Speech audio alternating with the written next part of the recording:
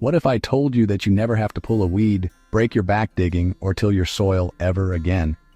Hey, I'm Dave, and welcome to Forgotten Harvest. For decades, an entire industry has been built on a single premise, that the earth is an adversary and gardening must be a fight. We have been sold a picture of what a gardener does. It begins in the spring with the roar of a rototiller, a ritual of turning and breaking the soil. This is presented as the non-negotiable foundation of a garden. It is a ritual of sweat and sore backs, of bending the earth to our will.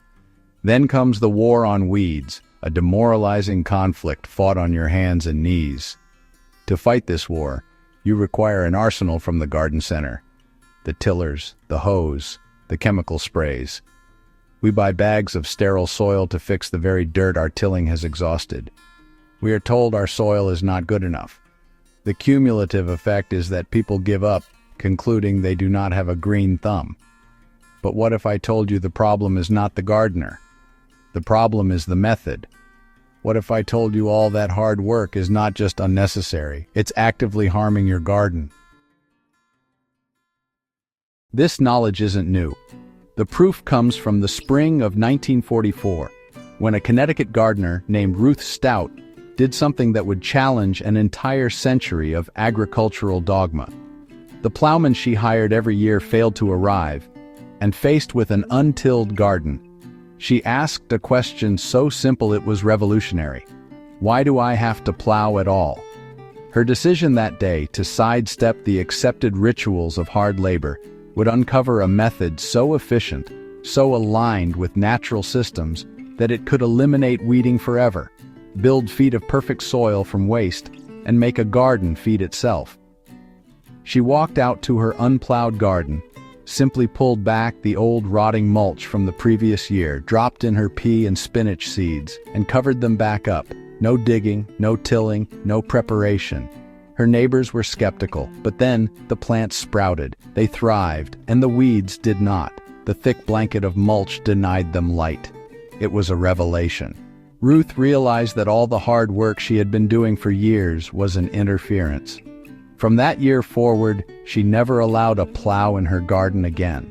She was not lazy, she was intelligent. The core belief we've been sold? That all this hard work is productive. In reality, why tilling your garden is like dropping a bomb on a thriving, complex city.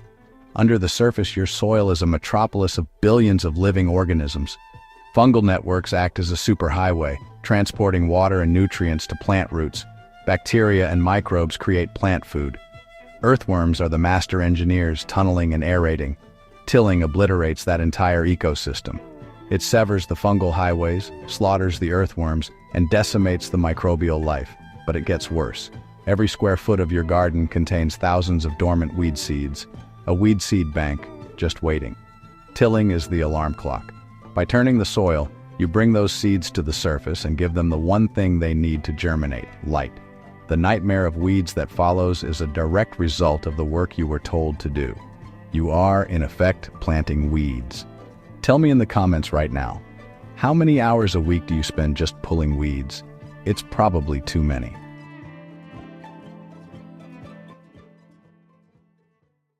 To understand why Ruth's method works, take a walk in a forest.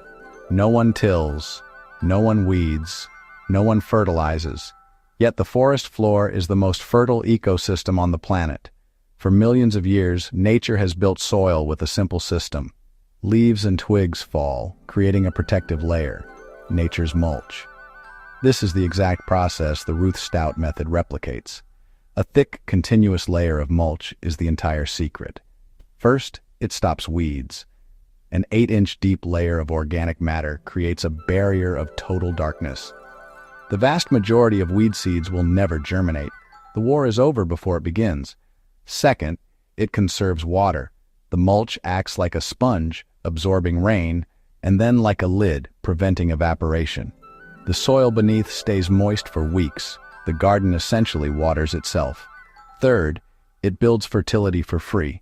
As the bottom of the mulch decomposes, it becomes a constant feast for earthworms and microbes. They pull the organic matter down into the earth, aerating the soil and leaving behind their castings, one of the richest natural fertilizers known. You are not fighting nature, you are feeding it. Here is how you build it. First, the location. Choose your spot. It can be on a lawn or a weedy patch.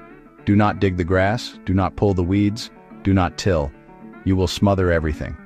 You can lay down a layer of plain cardboard first, but a deep enough mulch is all you truly need. Second, the mulch.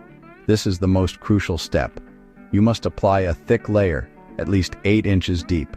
The best and safest material is straw. Straw is the hollow stalks of cereal grains like wheat, and it's virtually seedless. You are building a light-proof barrier to kill what's underneath. Some people use spoiled hay, but be warned, hay is dried grass and is full of seeds. Unless it has been rotting for so long that the core heat of decomposition has completely sterilized those seeds, you risk planting a lawn in your garden. When in doubt, use straw. Fallen leaves, pine needles, and grass clippings also work perfectly. Third, the planting. You do not dig. For small seeds, like carrots, part the mulch. Scratch a shallow line in the dirt below. Drop in your seeds, cover them with a little soil, and pull the mulch back, leaving a small gap for the seedlings to find the sun. For larger plants, like tomatoes, part the mulch.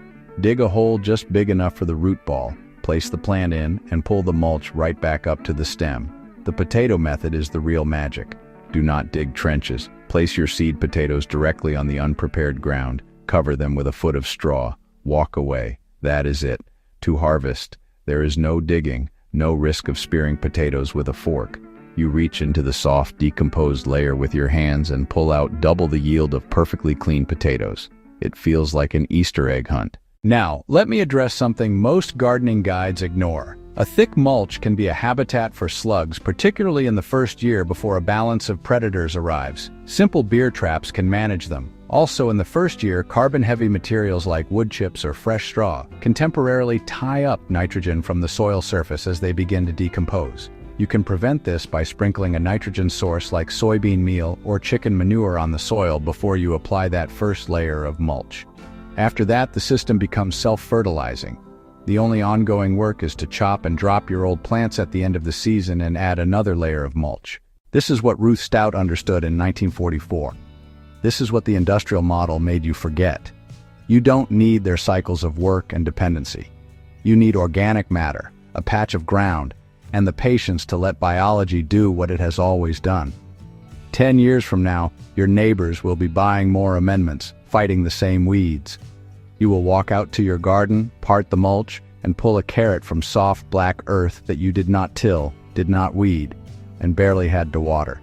You will feel something most people have forgotten: sovereignty. Not the loud kind that announces itself, the quiet kind that does not need to, because you have built something that cannot be exhausted or taken away. You have built resilience. If this opened something for you, if you can see yourself in that garden 10 years from now, subscribe so you don't miss the next system we uncover. Share this with someone ready to stop asking permission. The knowledge is here. The choice is yours. The garden is waiting.